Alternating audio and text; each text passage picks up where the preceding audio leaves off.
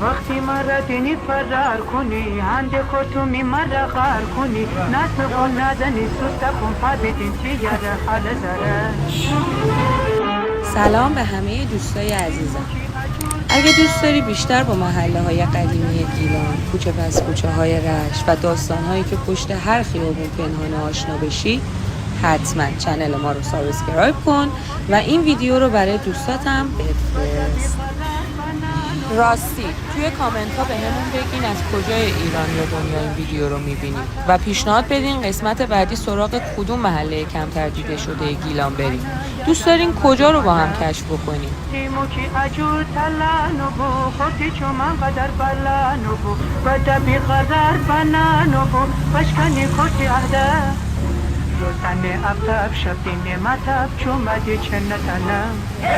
کوچه به کوچه خانه به خانه یادم مدوخانم روزانه افتاب شب دین مطب چومده جنتانم کوچه به کوچه خانه به خانه یادم مدوخانم.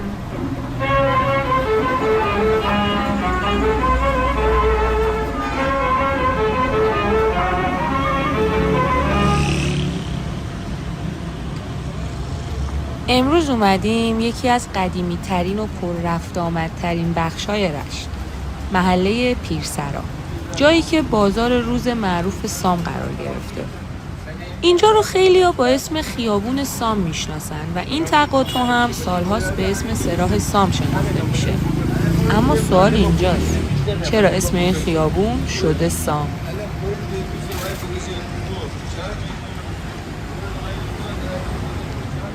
درباره اسم‌گذاری این محله روایت‌های مختلفی وجود داره. بعضیا معتقدن این اسم به یک مالک قدیمی یا یکی از خاندان‌های محلی رشت برمیگرده، شخصی که نامش سام بوده.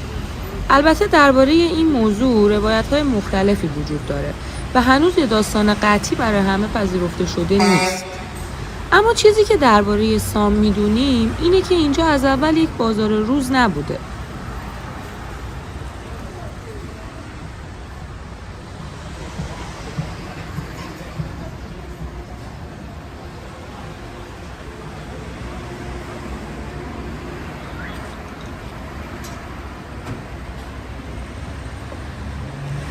سالها قبل، زمانی که رشت هنوز به وسعت امروز رشد نکرده بود، این محدوده یکی از مسیرهای مهم ورودی شهر به حساب می اومد. مسیری که مردم رو از بخش‌های مختلف گیلان به مرکز شهر و بازار بزرگ رشت وصل می‌کرد. کشاورزا و دامدارا و فروشنده‌هایی که از شهرها و روستاهای اطراف مثل فومن، صومعه سرا، تالش و مناطق غربی گیلان محصولات محلی خودشون رو می‌آوردن، از همین مسیر عبور می‌کردن تا به بازار اصلی شهر برسن. با گذشت زمان بخشی از همین فروشنده‌ها تصمیم گرفتن بساط خودشون رو در همین محدوده پهن کنن. کم کم اینجا تبدیل شد به جایی برای خرید و فروش میوه، سبزی، ماهی، دام و طیور و محصولات محلی گیلان. چیزهایی که هنوز هم بخشی از هویت بازار سام رو تشکیل میدن.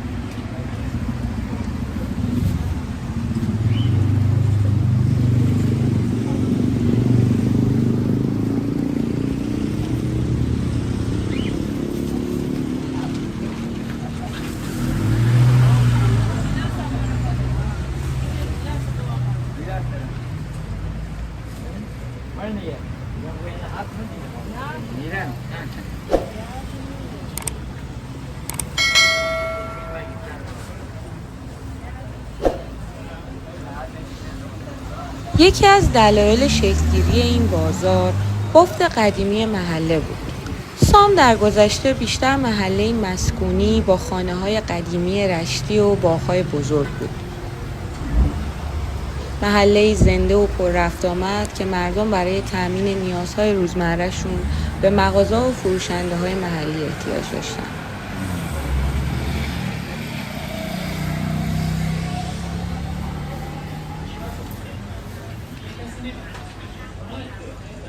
و شاید همین ترکیب مسیر عبور، زندگی محلی و نیاز مردم بود که باعث شد سام از یک خیابون معمولی تبدیل بشه به یکی از بخش‌های خاطره‌انگیز بازار روز.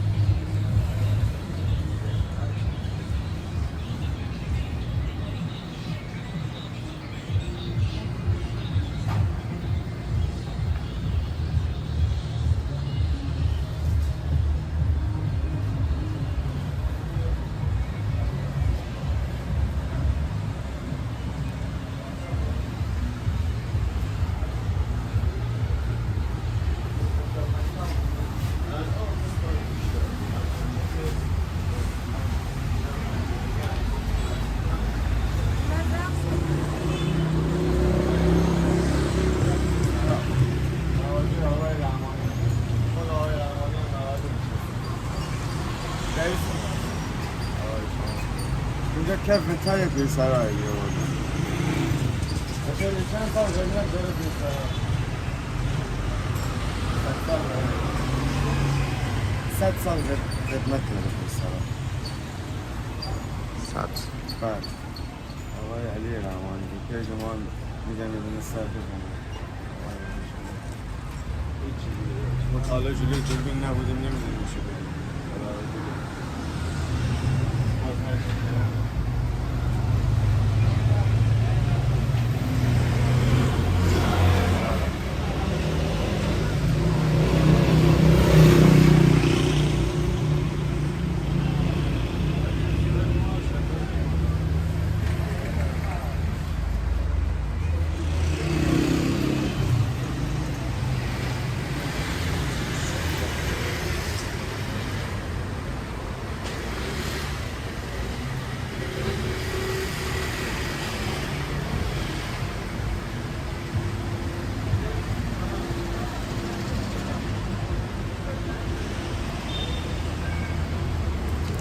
امروز وقتی بین این بساط‌ها قدم میزنید فقط یک بازار نمیبینید.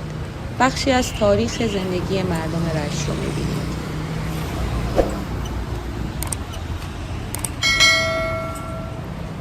اگر دوست دارید با محله‌های قدیمی و کمتر دیده شده گیلان بیشتر آشنا بشین، حتما چنل ما رو سابسکرایب کنید و نظراتتون رو برامون بنویسید.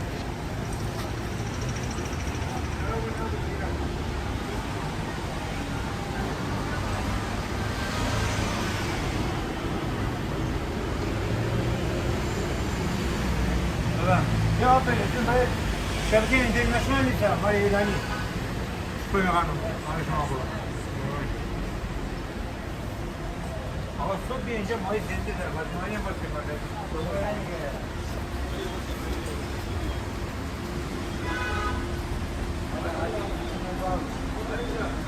یا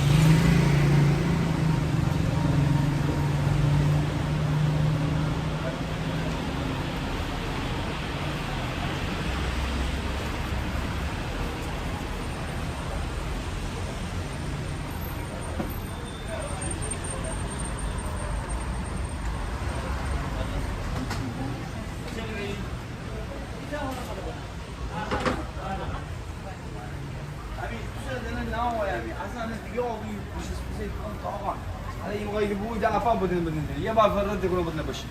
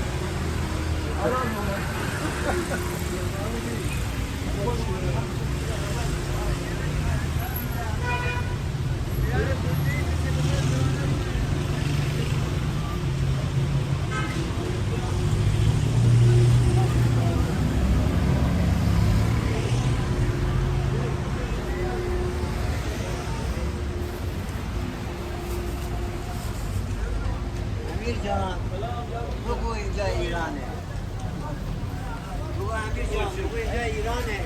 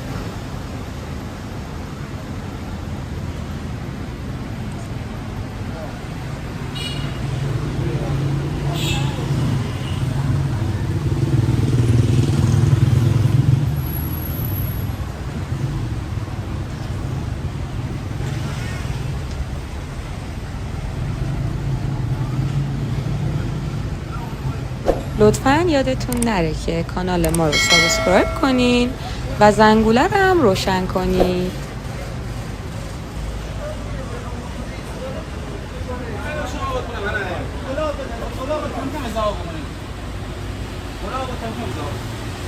چیز کن کمان بیا مجید آقا با شربتی کم کم میان دست بگیری کم کم برید این نشین باز شه باز شده بابا